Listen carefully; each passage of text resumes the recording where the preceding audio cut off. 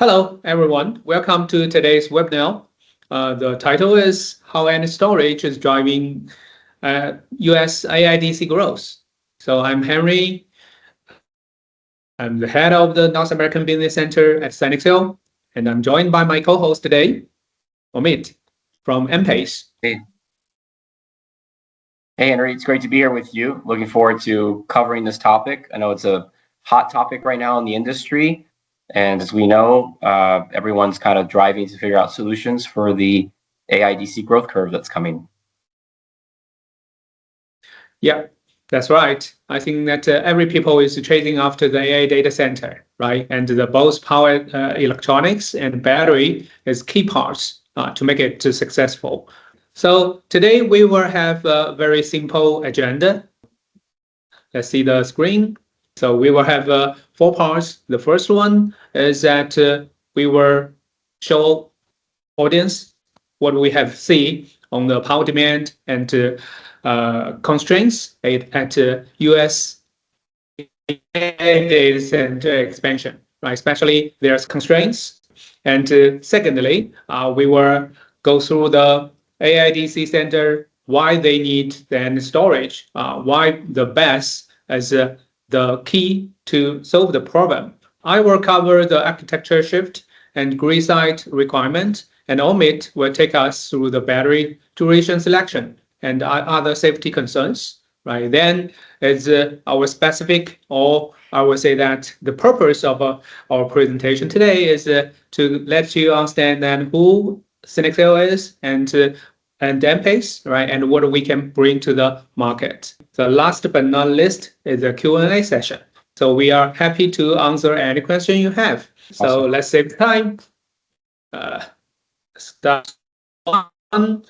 Every people see that there's rising demand and constraints on the US AI data center expansion, right? So we can see that there's huge demand growth, like the global installation data center so far is 114 gigawatt, but we also got the forecast from IEA and JP Morgan that another 122 gigawatt of new build coming online by 2030, which means that in the coming 5 years, we will have doubled the capacity. Right, Omeed? Yeah, it's quite a large curve, and I'd say that maybe even 4 years. We're already halfway through the 5th year. So, and I think a lot of that capacity is going to be dependent on batteries, as we'll explore here today. Batteries are going to be needed to be a buffer because the grid simply cannot handle that much new capacity. So. Okay, so I think that is the question with that. So far, we need to we saw quite a lot of gap, right? And then the question is that how can we secure it? Where can we get to solve it? And there is also another forecast from Bloomberg, the project global data center growth, and among them, China, US, and Europe are the main drive. And especially, you can see that around 4% of total electricity consumption is driven by the AI data center. And we also saw that a lot of generation requirement is coming. So it requires a lot of renewables. And we also saw that US so far is the largest single market. Yeah, I would say from a power consumption, right? You know, the US and China are the 2 leaders here as far as the current AI race. But as we know, a lot of other countries are going to be building these data centers as well. It's not just a US and China problem. It's going to be a global problem. And power, the availability of power, it's a big pressing need. I think there's already a lot of data center developers that are looking at countries that have available power as the #1 requirement of where they're going to build the next set of data centers. So. Yes. I think that there are also specific question in United States, which is that the constraints on the infrastructure, right? We all know that there is quite a lot of limits on the transmission and distribution, right? And also the generation. I think that this is a big block so far we saw, and then we can zoom into the US data center growth. So you can see that there's a huge growth, right? And there's either, right? and the supply side can't keep up. So we are looking at around a 10 to 20% gap, and around a 10 gigawatt shortage. So this is a good demand and a huge opportunity for the investment and the supply. Yeah. Yep. Yeah, and I know when we talk to AIDC developers, the number one blocker no longer is land or permits or GPU capacity. I think those things are somewhat been solved. It's access to power, right? They're looking at sites that have natural gas wells because they can run generators and develop data centers there. So it's literally a race to power. How can you supply the power? How can you build a system where different ISOs will give you the green light much faster to build that data center, right? And what type of advanced system do you need that protects both the grid and the load side, the data center, from all of the fluctuations that we're coming to understand with these AI data centers? Exactly. And actually, I think that so far, based on our understanding from the talking to the customers and also developers, we found that the main constraints of happening now in US are the long grid interconnection time. So it takes around 2 to 10 months because of a lot of concerns, right? Like the safety, like that the compliance, and also the supply side. And the second one is power fluctuation. So actually, there's a lot of constraints happening caused by renewables, and also the shortage or the big change of the loads, right? The last one is the sustainable pressure. So the diesel generator face challenges under carbon natural growth. We all know that the weather is too much, right? And there's a lot of things happen, right? Bad things happen, which is also caused by the global weather change. So I think that we need to be more responsible to support the ESG, the environment, and society growth.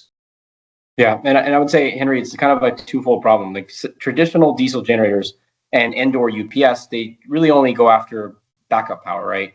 And that's one functionality. Now we're looking at some of these advanced medium voltage UPS systems solving, many different problems at the same time and backup power simultaneously.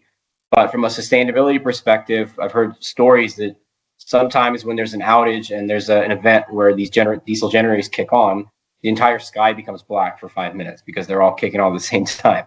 And obviously that's not a good environmental appeal for a hyperscaler like Google or Meta. They don't want that in the press, right? They're already facing a lot of backlash for the building out of these data centers. Right. I think that this is what we should do, right? We are not making money only, right? We are making our life better. Let's move to the second part. Why US AI data center needs any storage, and what's the key requirement for the BESS for this data center? And the main difference is, as showing on the screen, you can see that traditional AI data center architecture and for the next generation AI data center, they are totally different. So traditional one, actually, they need to build simple and reliable power, PS, diesel genset, right, and also PDUs. So low, right, because they're just running 24/7. And there's not too much fluctuation. But for the AI data center, especially the next generation, we were facing quite a lot of swingings, which is around 10 times higher, right? The peak is also hits 120 to 150 times normal capacity. And that happens in milliseconds. This power supply agriculture actually has to solve the problem, like what Omeed mentioned about that we need a lot of new innovation to solve these problems. Yeah. Yeah, Henry, I just want to stress this is 10x. So a traditional data center is typically a 1.5 megawatt swing of power. A AI data center is 15 megawatts in milliseconds per cluster training, right?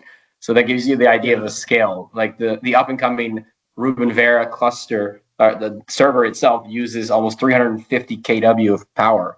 That's just one rack. And so we're talking about a fundamentally different amount of energy that's going to be consumed when these AI systems are training and provide inference. So it is a completely different problem. than your traditional data center. Your traditional systems were backup power, right? You have the generators, typically diesel, and the low voltage UPS system, and that's just providing backup power. Some systems are doing AI load smoothing as well with the UPS, but we're looking at with NV UPS as it's being called. There's a whole nother set of availabilities, right? These systems are doing much more than the traditional systems. They're giving grid operators, ISO, more comfort that these systems can isolate from the grid. They can protect both the grid plus all the loads, all the equipment. And in the future, it's not really happening yet, but they'll also be able to provide grid services. I think all of these data centers can become, grid assets in the future as well. Yeah, exactly. So we can move to the next slide to explain a little bit about why we see that energy storage can boost the AI data center development. So Omeed, would you please tell us a little bit more about your understanding on that, the benefits of the energy storage? Yeah, so I think, from the projects that I've worked on, as we mentioned earlier, the number one criteria is interconnection line queue, right? If you can go to an ISO and say, hey, we have this system and here are all the frequency ride through and the girth requirements that it supplies, you're going to get an easier time to interconnect. And that's obviously the number one priority right now for data center developers. Then beyond that, you have the sustainability aspect that we mentioned, right? We're replacing diesel generators in a lot of cases. You have the better AI load smoothing capabilities from these systems. But then long term, again, we have the economic benefits. Like, we still haven't seen any of these systems come online and provide grid services yet. But we're talking about nearly sometimes some gigawatts of capacity that can come online and provide grid services as well. And so I think in the future, maybe in the next 2-3 years, you'll start seeing some of these systems actually have an economic benefit and provide an ROI for the data center developer as well. And so one thing I like to point out is, there's a lot of thoughts out there about what type of generation. There's people that are believing small nuclear. There are folks that are believing in hydro, geothermal. I think it's all the above. But the core theme is that you will need batteries no matter what. The batteries are the buffer. And so no matter what type of generation you have, you're going to need a battery BESS system to buffer the loads from the data center and the grid and those generators. We're already seeing instances where these AI data center swings are damaging generators because they're just not designed for those type of power swings. Yes, exactly. And actually, I think that what you mentioned, Omeed, remind me about that what reservoir we saw that still available in different countries, different communities in the United States. So that is very important to keep our life easier, right? Like that to keep our daily life more healthy and more stable, right? I think that for the energy storage, it will become the same applications, right, or same functions, just like that the energy for the data or energy for the digital life, or even like we will say that we are now into the AI era. So that is very important to have the buffer to make it more resilient. We see that the power resilience requirement is very important, right? And how can we survive as a human being? It's also related to that we are resilient enough to survive. And the next part, we believe that the sustainable,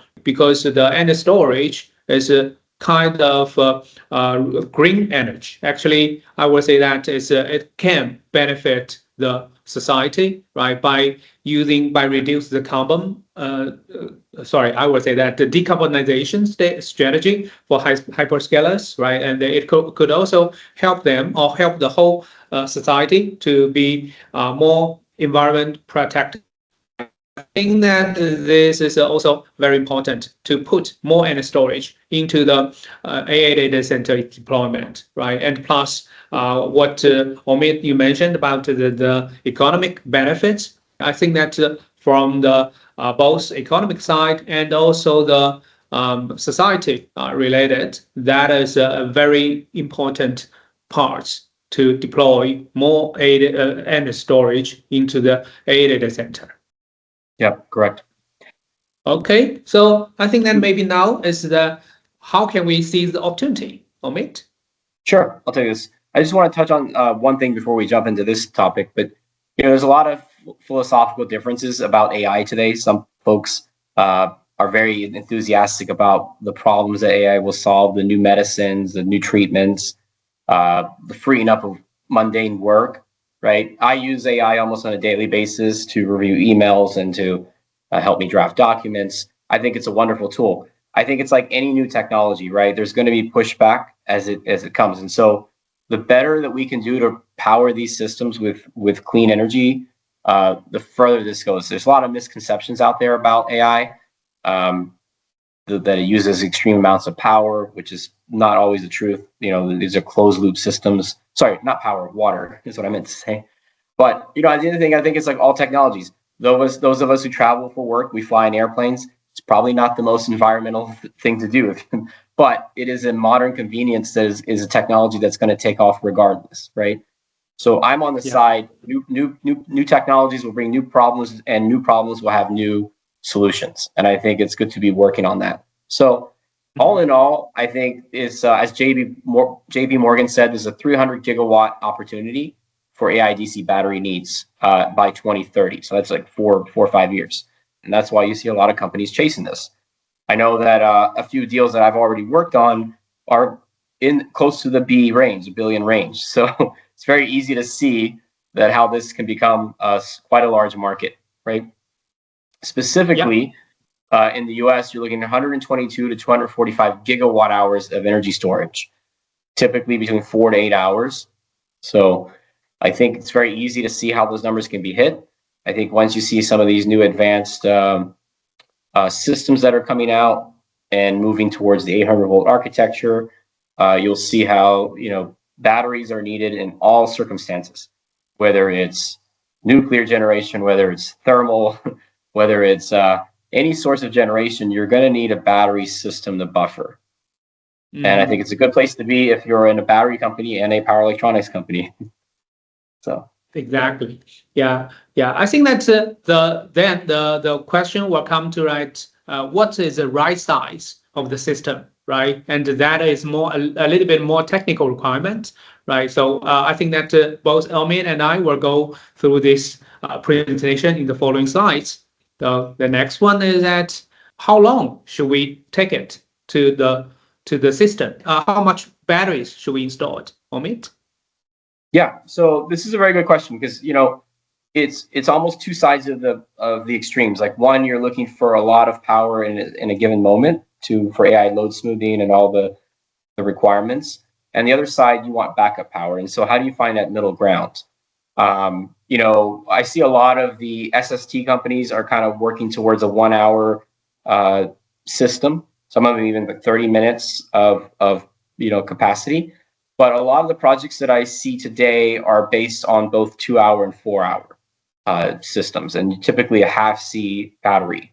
But we do know that the requirements we want the system to do all this, but we also want 6 to 8 hours of backup. That's also going to come, right? Obviously, it's much more costly, but when you're looking at from a perspective of a generator can give you almost an indefinite backup as long as you have the fuel.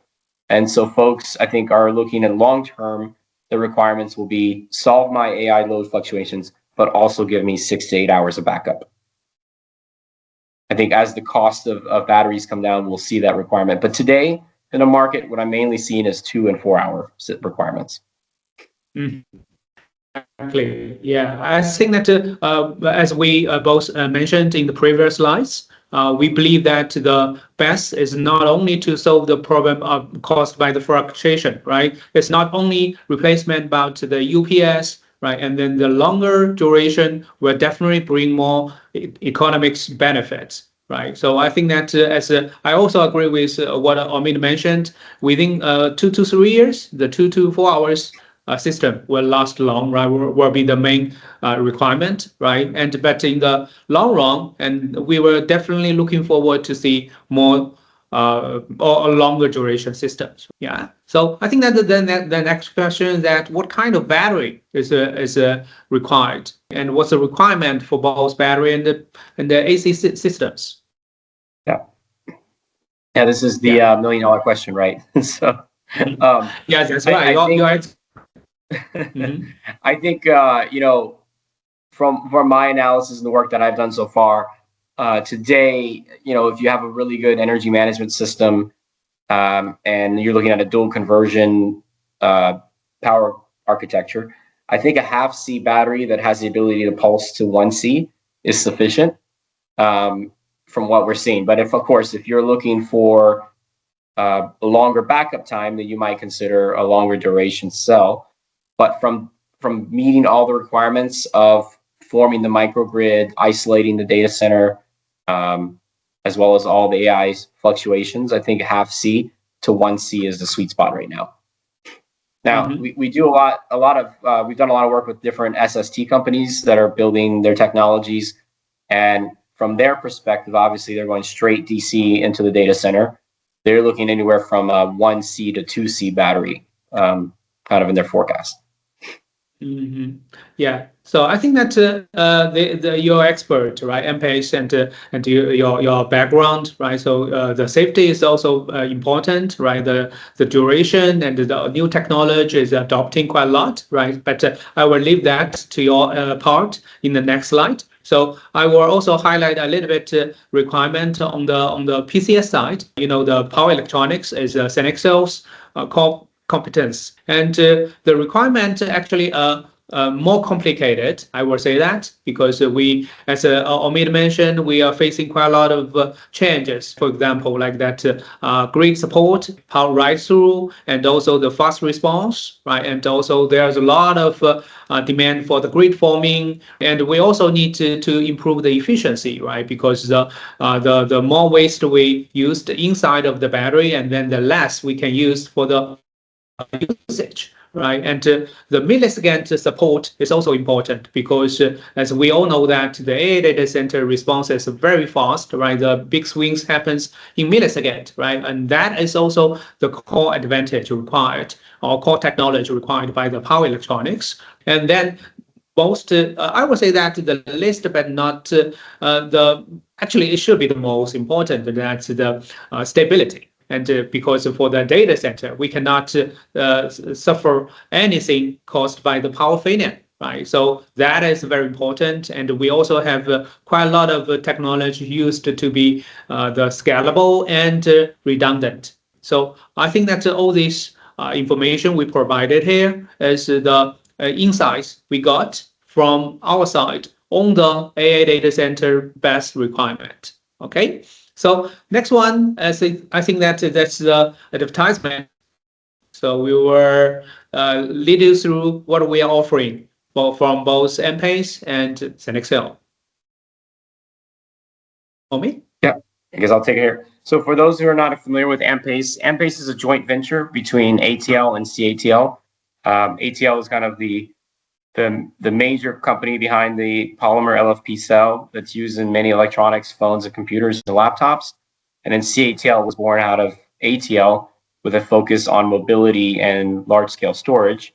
And in 2021, they created Ampace jointly to kind of focus on the middle market, which is anything from also some mobility, power tools, but really my team we're focused on ESS. And within ESS, we have our CNI division, but we also have this up-and-coming AIDC division. Now, Ampace has a little bit different technology than CATL. We use a pouch-based LFP technology. We have both a traditional LFP and a semi-solid-state LFP cell. And so we have this ability to kind of work on both the traditional UPS market, UPS indoor, low-voltage UPS to do AI load smoothing, which is a huge market for us right now. Then we partner with CATL on opportunities that are coming on large-scale AIDC, medium voltage UPS.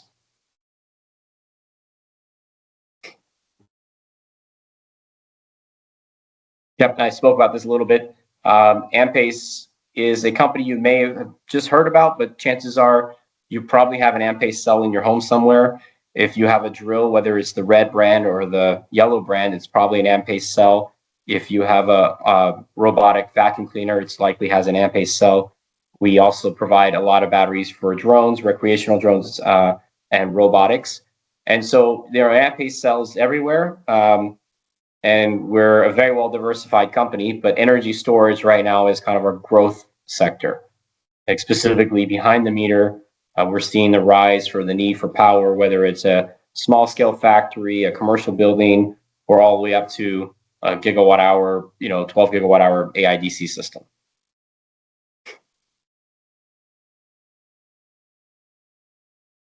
All right. So I think that actually, I think that based on my understanding, Ampace is also not a traditional Chinese company, right? So I think that they also have quite a lot of background supported by Japanese and the Japan capital. Am I correct? We have the best of both worlds, right?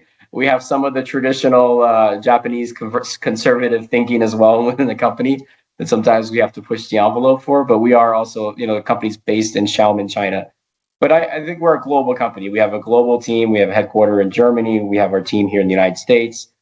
We have offices and personnel in Latin America, and it's a very good company. I know I work for the company, and I have to say this, but I really truly enjoy working for Ampace. I've been here for close to a year now, and I've learned a tremendous amount of new information. And I think the company is very supportive in growing and learning the industry and jumping into new sectors. So. Yeah, very good. I think that Ampace is a very good partner. We can cooperate. Yeah, I think I forgot to touch on this. This was just, I think, pulled from a press release. We did a partnership with an SST company here based in the US. We see that as a very up-and-coming technology. And so one thing we do at Ampace, we try to get in early to support up-and-coming startups and help them with providing battery technology. And so we do believe SSTs are coming very quickly. And this evolution of the architecture of these systems is rolling out rather quickly.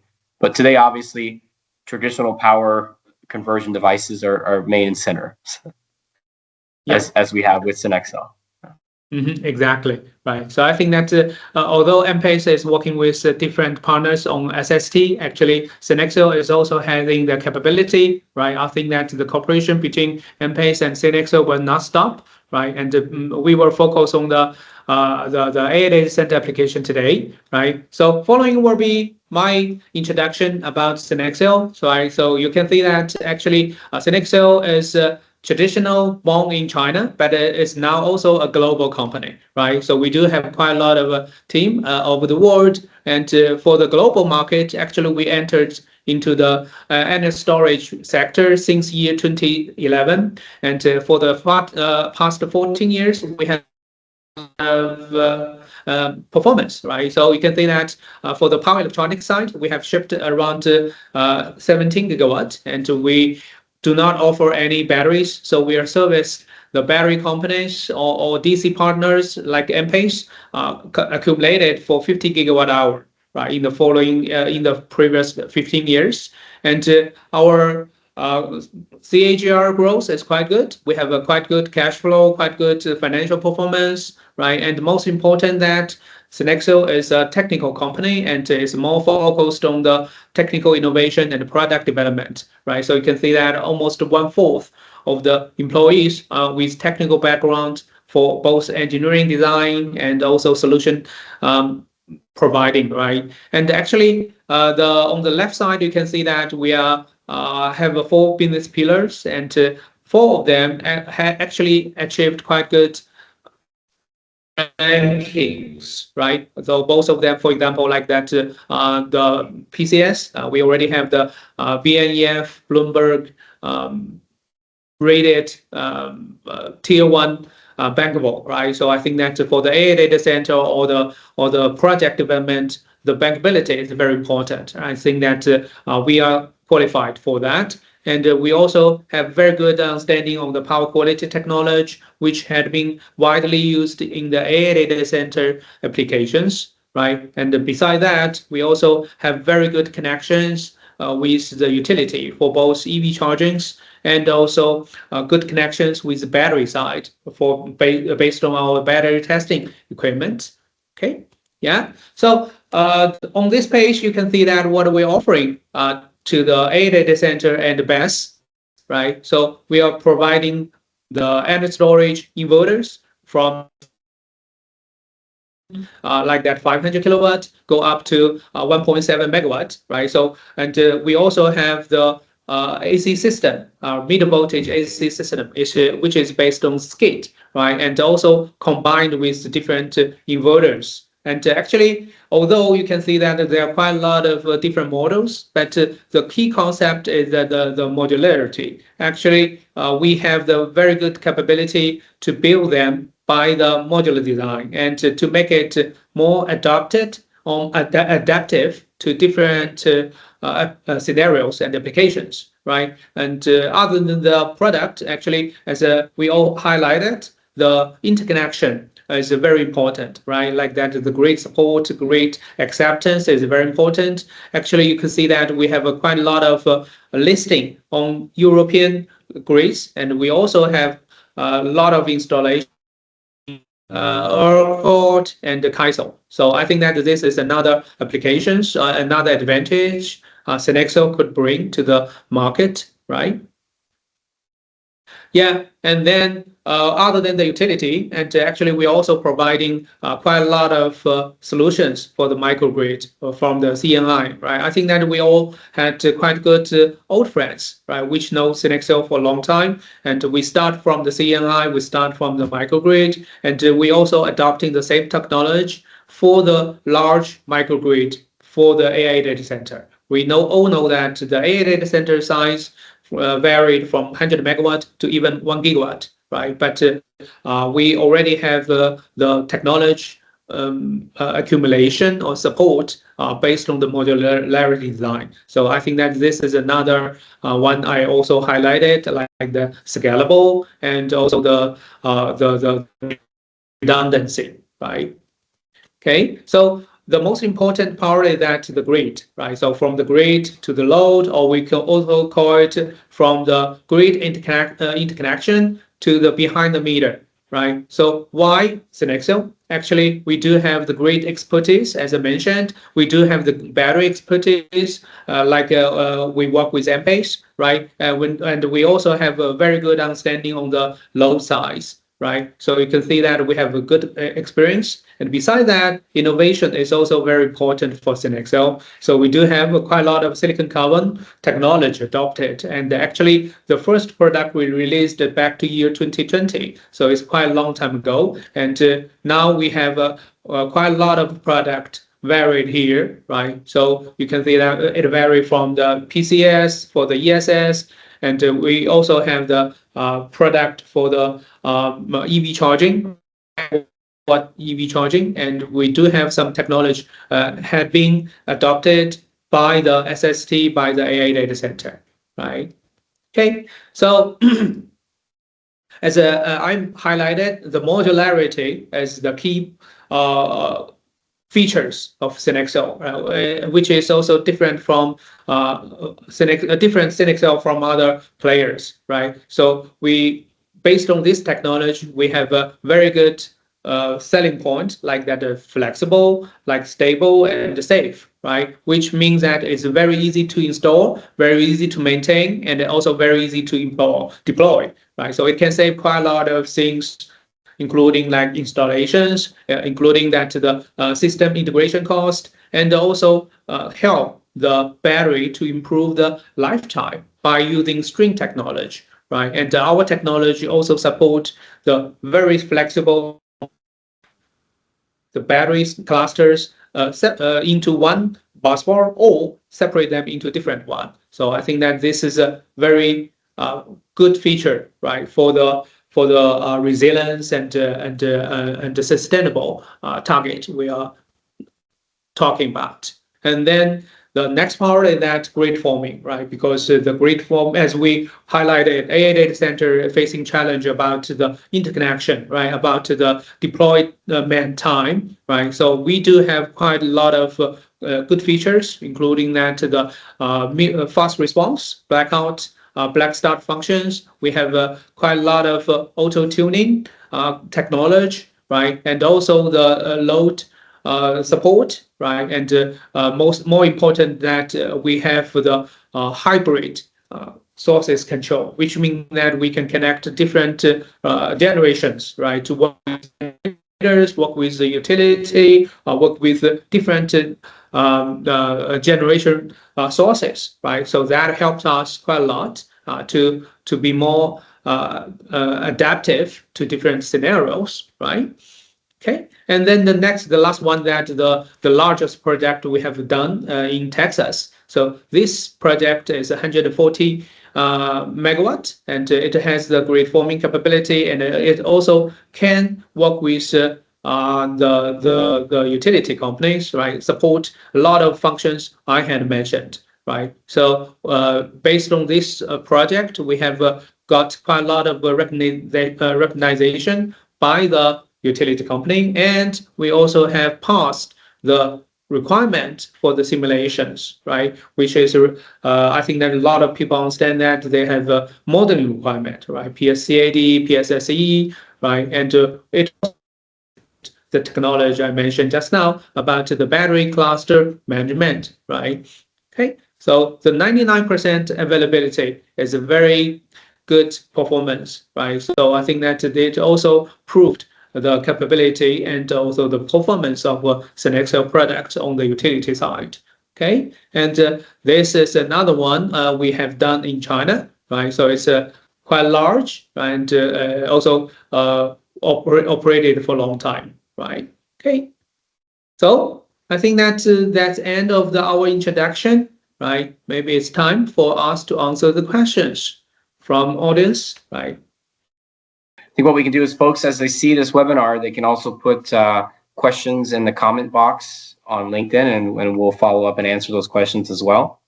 I'm very excited with this technology. I know, when it comes to the PCS side, you have to carry most of the weight. The batteries are pretty much there, but the PCS requirements are pretty onerous on these systems, and so it's exciting to be working with SINEXCEL. And I think having a deep heritage in grid forming is a must for these complex AIDC systems. So I'm very excited about the future, Henry. I know I use AI daily. I'm excited about where the technology is going. I use it in my car, and it's pretty cool to be working on powering these sites, right? It's kind of like we're helping to evolve the AI system, and I'm very excited with where the technology is going. So. Exactly. I think that it will also change quite a lot on business side, right? Not only for the daily life, right? And we will also be able to help the more and more people to change their life, to change their business mode, right? To make sure that their life is more resilient and more sustainable, right? So I think that that's very important. Okay, yeah, and. If you're interested, you can reach out to both of us on LinkedIn, and we'll look forward to the questions and comments in the comment section of the post, and excited to answer those. And feel free to reach out whether you need a PCS from SINEXCEL on your next project, or you need a battery system from Ampace and the CATL group. We'll be excited to work with you.